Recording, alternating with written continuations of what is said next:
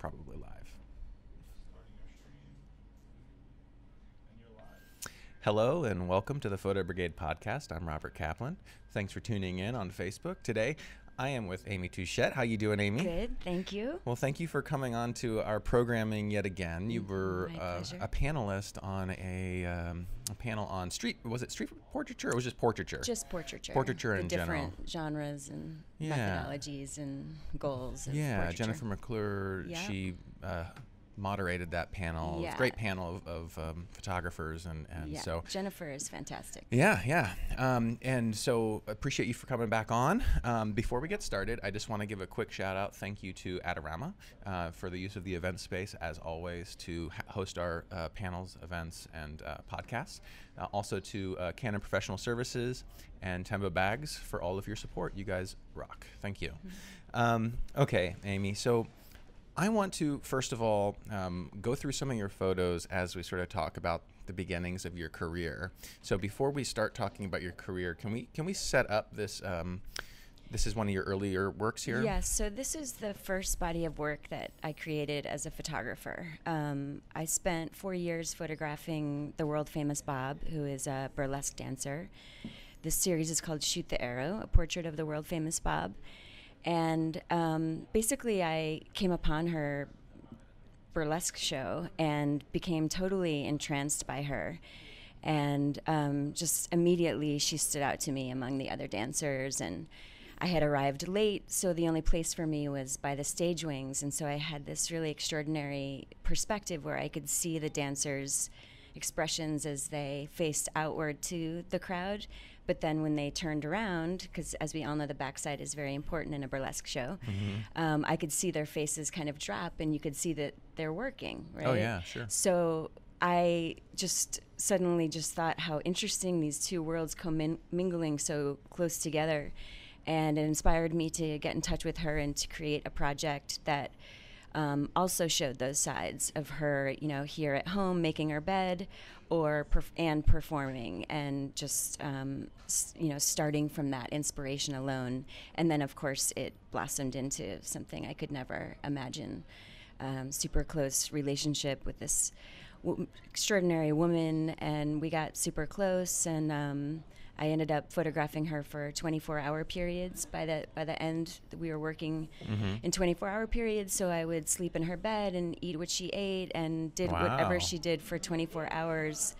And, this was, it was a strategy to get closer to her and to get these sort of in-between moments that are kind of difficult to drop in on. And it was also part of the way that I was dealing with the fact that she, as a dancer, had a very strong relationship to the camera.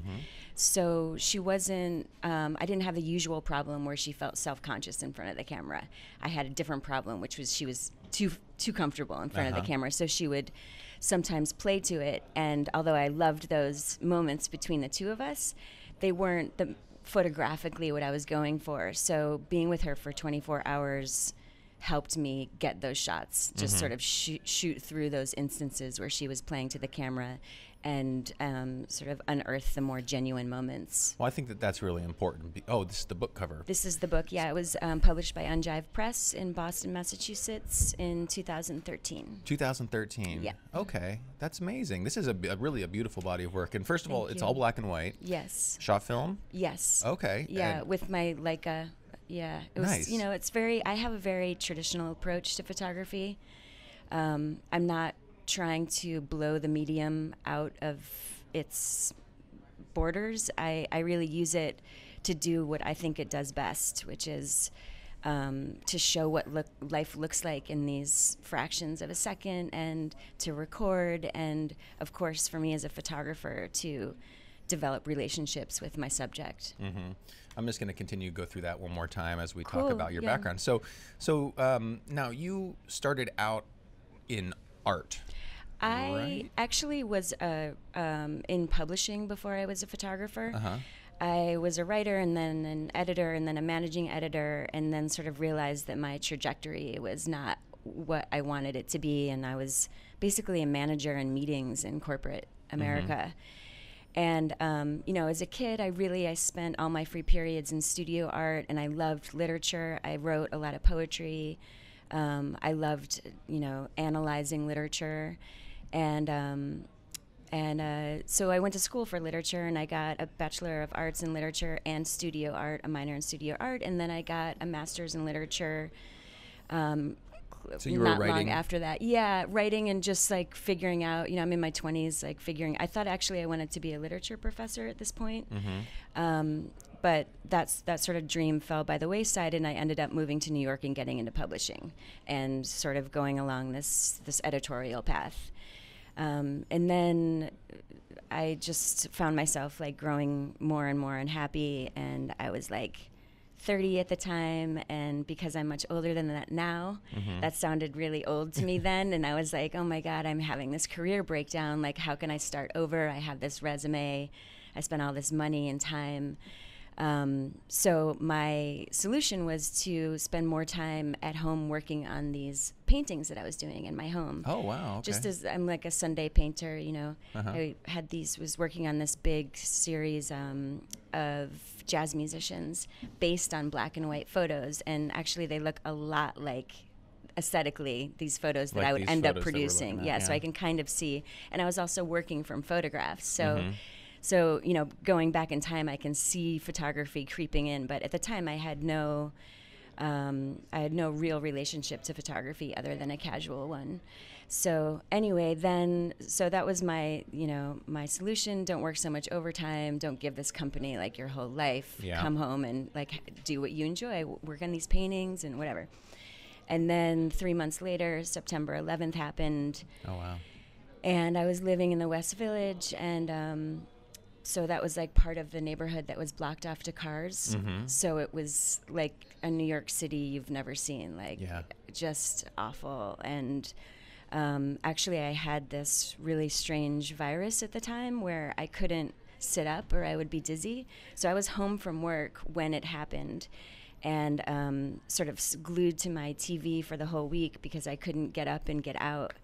And just like watching a bunch of TV, and my little brother was in the Army, and I was so scared for him, and I was scared for everyone downtown, and I was scared for the world, and I was really confused. And even though I had lost people who had been close to me before, there was something about the lesson of mortality that was being dealt to me through this process of September 11th that really, it's still like a feeling that's actually really close to me. I can get to it really closely, and you know, it's bizarre to me that like such a tragic event could have such a positive impact on me, but it really did. I mean, not just because it propelled me to find photography, but because it propels me to appreciate life, like really just love it and see it and engage with it. And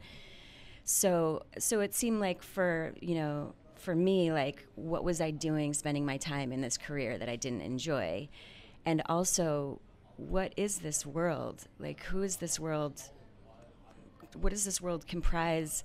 I didn't know Osama bin Laden, you know, like I didn't understand the relationship that America had to the world as I do at least a little more so now.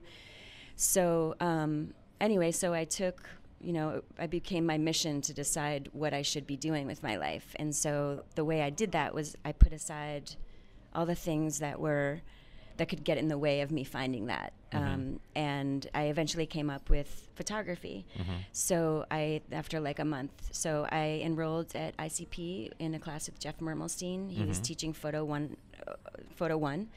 I didn't know what an f-stop was. Like ICP, for those who don't know. Yes, the International Center of Photography. Here in New York.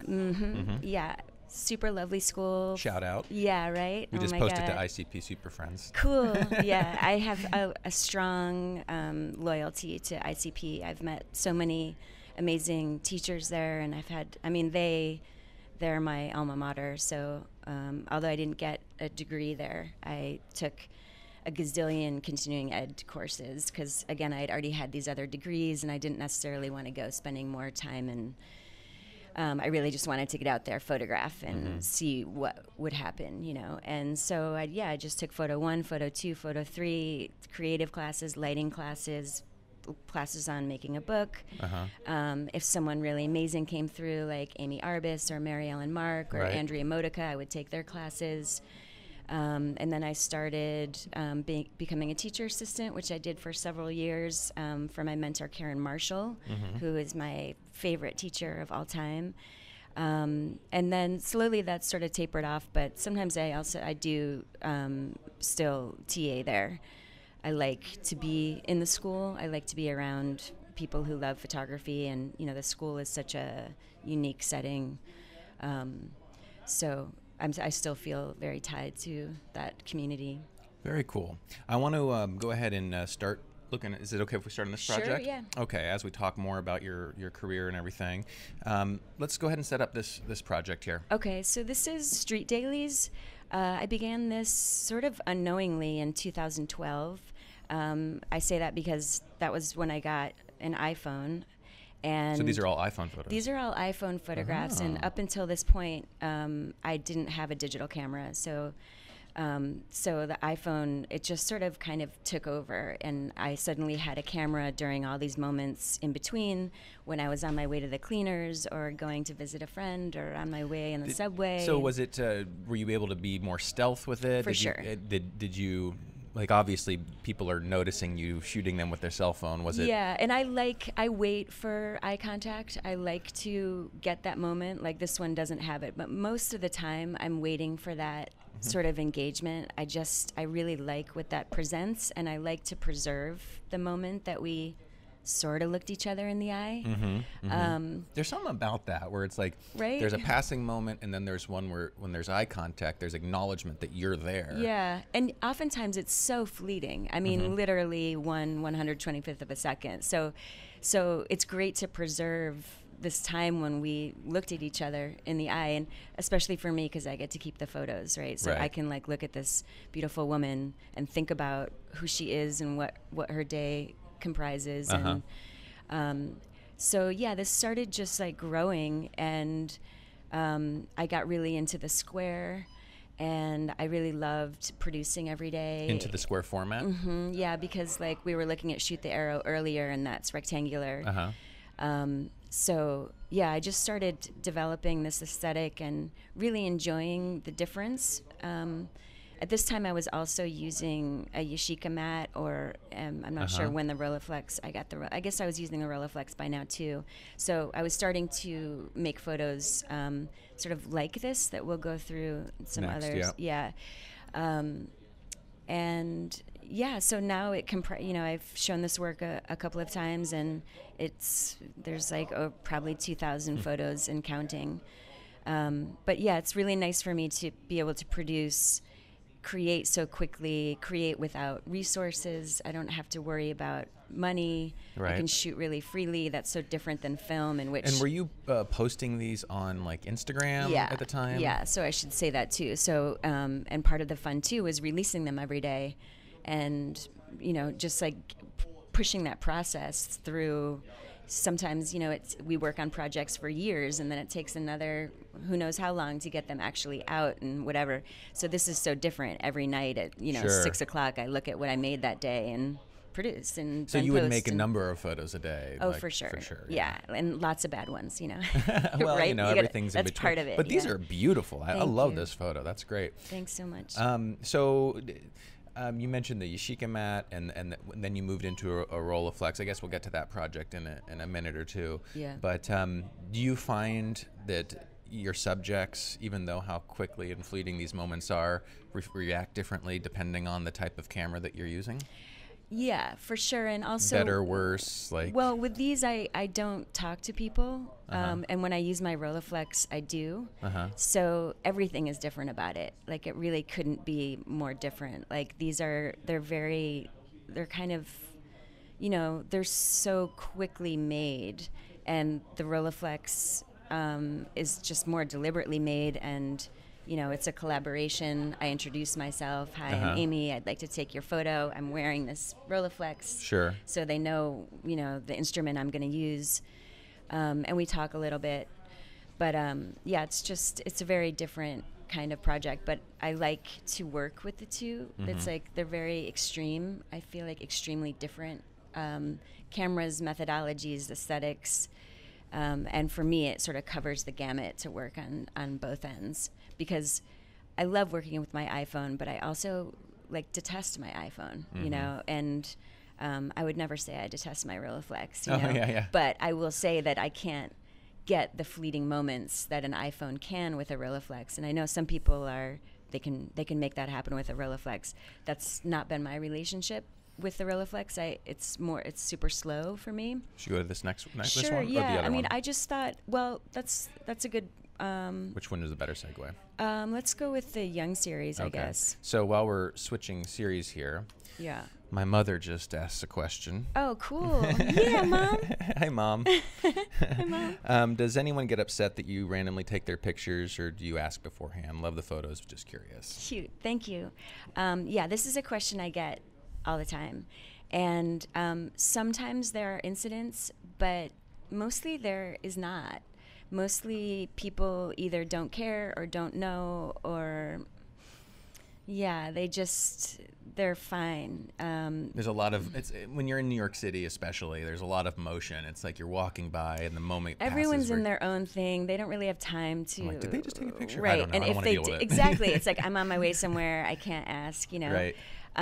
But you know, I photograph people. When I photograph people without asking their permission, I don't choose subjects who are like obviously going through a hard time or drunk or crying or picking their nose. You know, I photograph during pretty benign settings. Everyone's out in public. You know, I'm not shooting through people's windows.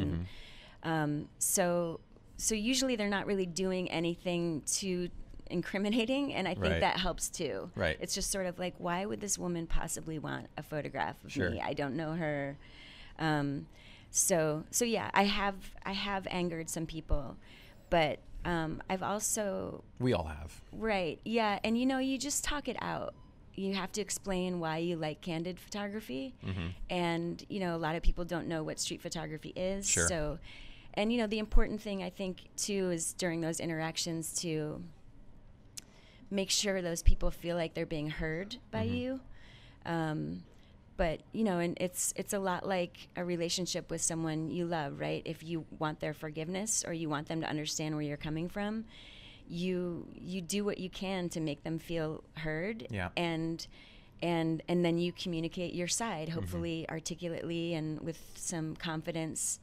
You know, I think if you're on the street and someone confronts you and you get really fearful, which has happened to me, of course, and you sort of cower, and you know, they pick up on that body language, and I think then they think, oh, you think you're doing something wrong too. So yeah, you kind of have to get your game together a little bit, and then you learn on the street, you know. And but those are the situations, like, they're hard, but I mean, that's really one of the gifts of photography, because it foments conversation, and that was one of the main reasons I began photography. As I was saying earlier, like with September 11th, like I just wanted to meet the world. Like, who's the world?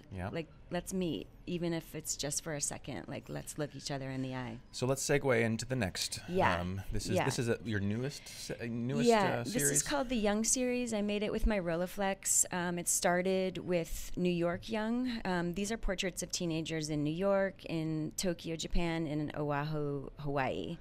And I originally began photographing teenagers with my Rolleiflex in New York City, because I just thought they were such a lovely bunch, like so full of confidence. But, you know, as someone older, I knew they knew so little. They were like raw adults, you know, just like making their way.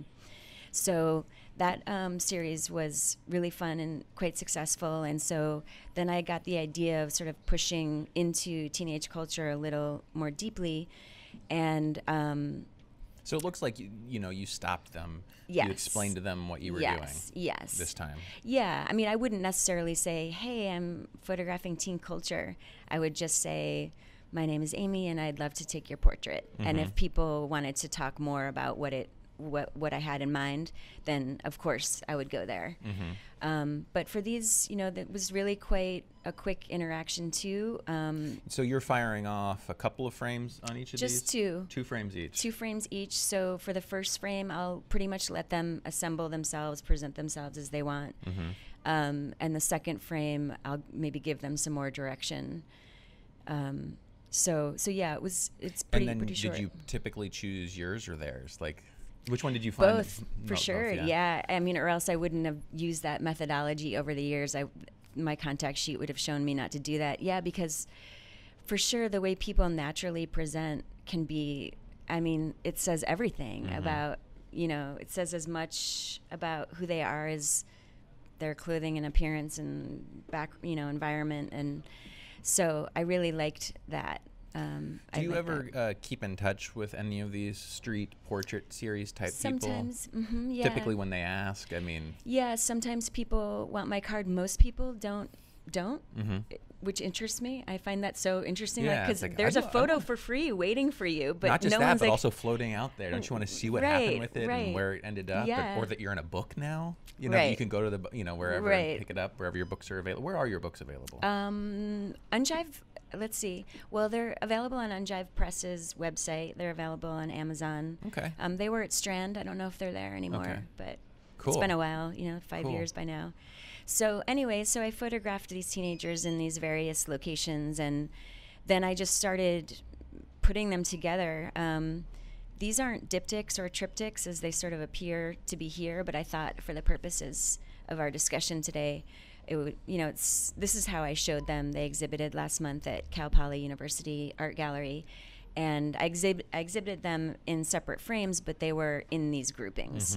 So it's there's not enough space around these photos for my liking. It's just they're just very crowded, but I just thought that would be the best way to show them today. Sure, yeah, we get to see more in each one as well. Yeah. And so this is how, these were already put together side by side. You didn't do that just for this show. Exactly. Okay. I was wondering it's how if you I had presented just them. Okay. Yeah, it's how yeah. Right. Yeah. No, I want the Young series is sort of about the viewer comparing and contrasting. Sometimes, like with this one, it's New York, Hawaii, Japan, and then other times some of the groupings I'll make will be all New York or all Japan or all Hawaii or just 2 of the settings. So why these 3 cities? Well, New York started because I lived here and I was excited about that. The other 2 locations, they're both islands, and I thought it would deliver sort of a heightened visual experience because island cultures have been more separated over the years, and of course we're all globalized now, and everyone knows who each other is. But I just thought it would just present visually just a stronger, I feel like Hawaii and Japan have very distinct personalities. And so that's what I was going for. Of course, I would have loved to have photographed in India and Africa and Iceland. And I mean, you name it, I would have loved to have photographed those teenagers. But this is what I ended up with. What mostly draws you to a picture? So you're walking by, you see these teenagers. Is it what they're wearing? Is it their expressions? Is it the light? Is it all of the above? Do you set them up so that the light's more flattering, or is it just whatever because you said you let them kind of position themselves usually first? Yeah, I mean, I let them, I would say, present themselves the way they want to, but my method is to walk on the side of the street that has the lighting I prefer, which is the shade. Oh, smart. Yeah. So I don't, the people I photograph are already in that light. Sometimes I have to work it out. Like I think this couple on the right from Japan, if they faced the other way, it would have been a totally different picture. And that's not the most, just with the lighting. I mean, it's not my favorite lighting condition when they're backlit like that. It's not really what I like, but sometimes I have to just get what I, if that's the situation, then I work with it. But yeah, generally I'm not exactly sure, just someone with a visual personality that the camera can detect. Of course, we can all have fantastic personalities and we don't show it on the outside. But I feel like with these individuals, there was something about them that I felt like I could detect their personality, and also that the camera could pick up on it. You know, the camera is like a very specific instrument, and it's not, it's not good for everything. Sure. So, was there a particular photographer or someone that inspired you to kind of get into specifically portraiture? Versus, I mean, obviously with your first Shoot the Arrow project we looked at, very documentary. Right. You know, it wasn't portraiture. No. So you obviously do both portraiture and documentary. It seems now, I don't know if that's true. You do mostly portraiture? Yeah, I kind of consider, I mean, maybe sometime again I'll go in deep like I did with the world famous Bob, but yeah, I'm kind of just a portrait junkie. Like I love portraits. I find them really challenging. Now I'm starting to photograph groups of people, which is even more challenging to work it out. Sure. But it's, it's super fun. And I suppose it's a fun way to find potential subjects for stories like that, because you're constantly meeting people. Right. And again, I mean, it's just being like having a camera, it's just this perfect excuse to meet people. You know, people know what your objective is when they see your camera. Yeah, absolutely. And so you can just like start there, and a lot of people really enjoy being photographed. They feel seen. And I'm not pretending that I make everyone's day, but like a lot of people, especially teenagers, like really enjoyed being photographed. So maybe there are those couple people that I've upset, but there are just as many who have, feel excited that a photographer has made their picture. So I just like that to bring that up, because everyone always asks, like, what happens when people get angry? And I understand it, why we go there. But it's like the worst case scenario. Like, why are we discussing the worst case scenario of all the things to discuss? So I just like to clarify that most of the time being on the street is super lovely, super friendly, super welcoming, always a lesson, So now this is Oaxaca, was it? Yeah, so I just thought I brought these today. This is basically I make street dailies wherever I go. And last month I was teaching a photography workshop in Oaxaca, Mexico. And so these are the street dailies I made in Oaxaca. So I wasn't sure if it would be interesting to see, like this is what happens with street dailies in New York. I was just going to say, so what are the contrasts going to different cultures? Obviously, we looked at photos from Japan. I mean, Hawaii, which is, it is a different culture, I guess. For sure. It's still America, but it's, but it's very, Polynesian, it is like, absolutely. And they got their own thing going on. I love Hawaii, by the way. Right? It's like, I was so endeared I've got a deep connection Hawaii. there. Oh, also. you do? Yeah. We'll talk about that later. Okay. So what brought you to Oaxaca? So I was teaching a photography workshop. That's what brought me there. Okay. So were these photos taken in conjunction with students around and stuff as well? Usually, well, sometimes if we were walking somewhere together, but when we were formally in the photographing part of the day, we would separate. And each we would be in an area and then separate and meet up a little later. So some of these were taken, like this woman here, we were all having this fantastic traditional meal in this restaurant. And she was one of the people who either she lived there or she worked there. It wasn't quite clear because it's kind of hard to describe this extraordinary setting that we ate in. But so this is me like walking to the restroom, and so finding something. Yeah, I mean, the people in Mexico, they're so lovely, and I have an affinity for the older population. I was really close to my grandparents, and I love the expressions on the fact that older people kind of wear their story on their skin because they're older. And so there were plenty of the older set that I loved, and like the kids. I was inspired by Helen Levitt, to answer your question a little bit back. I mean, I could name a lot of photographers I was inspired by, but she photographs children a lot, and I have that same like sort of love for the joy of children playing on the street. So. And what were you shooting these with? iPhone. Yeah. Gotcha. Yeah. So sort of the same thing. Like anyone who sort of told a story visually, I think that's where my camera goes. And it's a really unconscious experience for me, but like to like psychoanalyze it now from this point of view, I can see obviously that, you know, I'm going for people that are saying something visually. Gotcha. So let's talk a little bit about your workshops. Okay, Do cool. you regularly do workshops? I'm just starting to do workshops. Like I'm a freelance photographer, and one of my rules has been to never turn down a job because I never know when the next one is coming. Sure. And you don't want to burn bridges, because sometimes what happens when you start turning down jobs is they skip you next time. They go to just someone else. Well, they find someone else. Sure. You know, and if that person, you know, if they have some experience, then yes, for sure. I think about that a lot.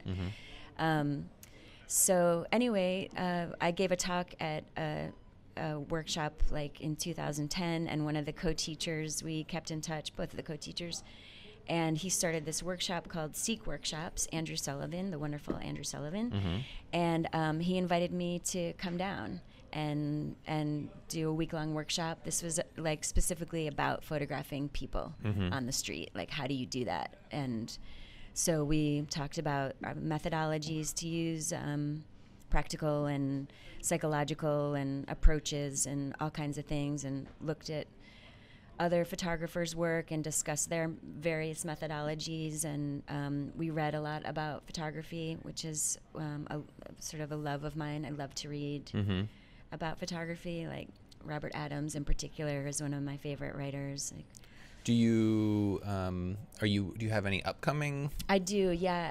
August 3rd through 12th, I'm doing another workshop called Framing New Yorkers, which has got a similar curriculum, and that'll be focused on, you know, photographing people on the street, how to do it, and then we'll also go out to the 5 boroughs together and photograph, and you know, we'll split up when we're there, but we'll, you know, be in the same vicinity, and then come back and look at each other's work the next day and discuss experiences and in any issues or questions.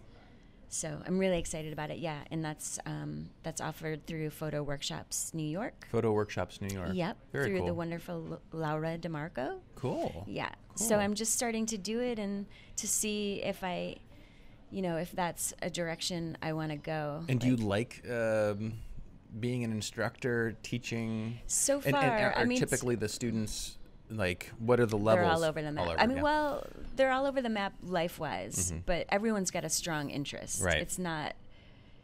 They could be Sunday photographers. I'm totally open to that. Yeah, you know? sure. I mean, for me, like I recently interviewed Stephen Shore, who's the director of Bard, and you know, he was talking about he like loves teaching, and he was talking about how for him, one of the things he loves about it is that he has to get into the head of each student and, you know, remove his head, in other words, and think like the student thinks and decide what sort of advice to give based on that perspective.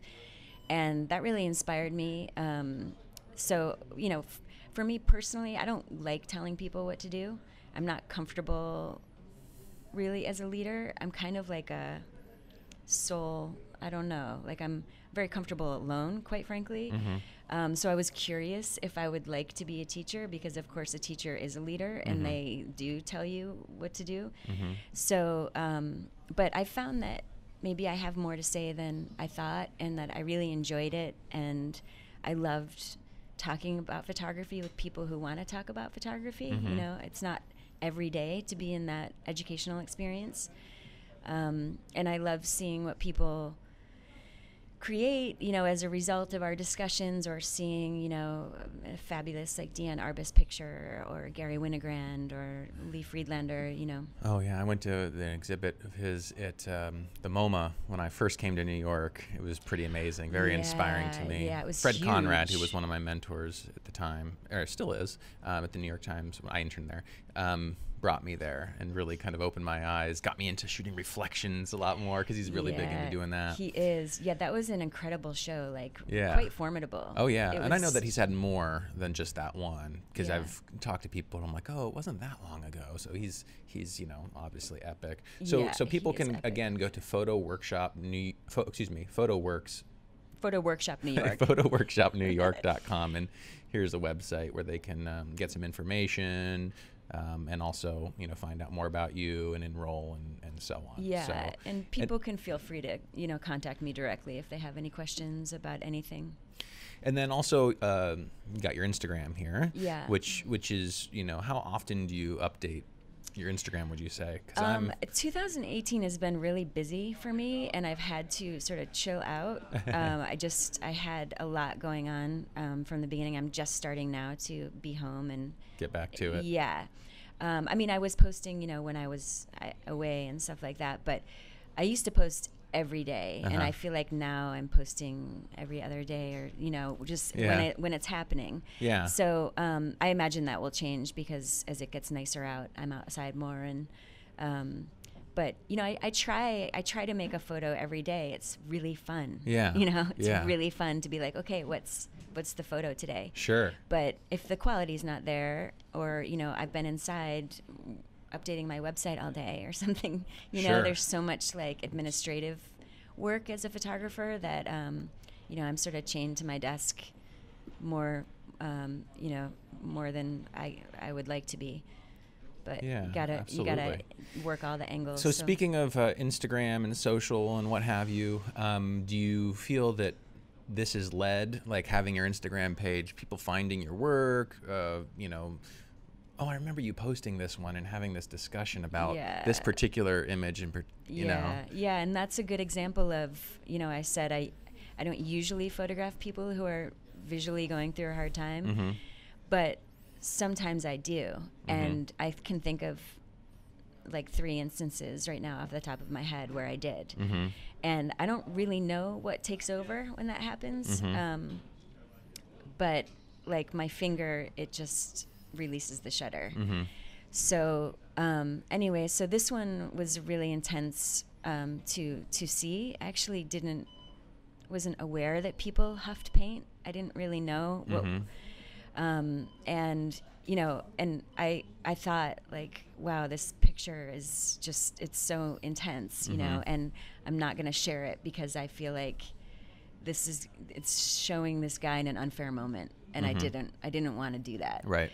But it kept sort of haunting me. Like there's something about the look in his eye and the sort of entry it provides into like who is a person who gets into these dire straits. Yep. Like this is a human, who's hurting, and we don't know the story, but we know like he's a person of value that we shouldn't forget. And so I could cry about it, but so I decided to release it because I thought, with the context, because I thought maybe it would do more good to see him than to shield him. From our point of view, and I hope I made the right decision. Yeah. Did you get any blowback from posting it at all? No. Or people mostly? They got it. I saw it both. I think I saw it on Facebook too. Probably. It probably goes both, right? Yeah. But I think there was some good conversation going on about the photo and the situation and I for sure wouldn't have posted it without the context. Yeah. And I think that is everything. Yeah. And I think like that's a really good example of like when photography needs words. Sometimes the image isn't enough. Yeah. We need words or some other augment of information. Absolutely. So I guess briefly, I want to just touch on the business of freelancing a bit before we end this. So you've been freelance ever since you've been in the city? No, so I had a proper job. I moved to New York City in 1997, and that's when I got into publishing and writing, editing, managing editing. And then once I decided after a few months of investigating photography that I wanted to be a photographer, I basically demoted myself. I went to being a freelance writer, someone I would have hired in my previous job. And that was how I supported my investigation of photography. So I worked as a freelance writer and then spent all my time investigating photography in various ways, photographing, reading about it, looking at it. And this was really great because it meant that I didn't have to rely on photography for money, but I could still keep it the main focus of my life, because sometimes when you have jobs that aren't freelance, you're sort of shackled by the schedule. And with freelance, I can, for the most part, arrange my schedule. If anything comes up last minute, I can pretty much arrange my schedule to suit whatever it is I want to do photographically that has come up. Mm-hmm. So I still make a lot of my living actually as a writer, but now I write about photography. I used to write about, do like educational writing and business writing.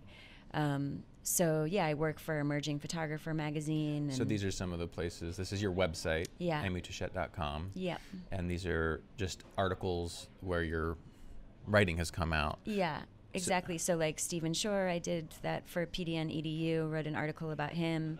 I get assignments, and they're always fantastic because I meet other photo lovers. And these are, I also write for Envato Tuts Plus. It's like a ongoing series about street photography. It's a how-to site. Mm-hmm. So I'll just sort of break down certain aspects of street photography. So those are self-assigned. Like I can decide what I want to write about for those. Cool. But yeah, I really enjoy it. And even though I'm sitting at my desk, like it doesn't feel that different than photographing. It feels a lot like the same because mm-hmm. I'm still, I'm learning so much about photography. Mm-hmm. So just because I'm not out shooting doesn't feel like I'm not photographing, if mm-hmm. that makes sense. Absolutely. And while we're on your site, you can get your book here. Is this the only book you have, or you have a couple more? It's the only book. The only book, okay. So far. So your website is the best place to go. You get a good idea, but it's available in different places like Amazon and so on. Yeah. We just, before we got on, we mentioned taxes. We just got our taxes done. Yes, we did. And as a freelancer now, and you say that you work with an accountant, which is I never do. a bad idea. Yeah. Right. I'm a TurboTax guy. Yeah, no, and I have so much respect for TurboTax people. Like, that's amazing. Well, thank you. No, because I feel like, girl, you should be able to do this. But I just, It's like $200 later, and I'm just like, okay, like he'll just make sure all my ducks are in a row. Yeah. I mean, it's actually put me in $240. touch with that person. Yeah, he's fantastic. So yeah, and do you at this point? Is like your full business photography, or do you do anything else to supplement? I mean, I still write about photography. Well, writing, mostly. That's right. Yeah. So that's pretty much how I work it, because I really explore photography as a fine art mostly. I like to do my own personal projects, and I'm represented by Clamp Art and have exhibitions there. Yeah. Just like so I sort of maintain the stance of not relying on photography for money, and I kind of coddle it because of the way I came upon it. Like, it's this huge gift, and I don't want it to suffocate. And so I think about that a lot, like how to keep it alive and breathing and growing. And but now I give workshops, and it just there's snowballs. all sorts of things. But my life is basically a gazillion projects. That's great. And That's I'm great. always like, photographers, all the photographers I talk to have a completely different story of how they make a living doing what they do. Right. You just got to figure out what you have going for you and then work it. Yeah.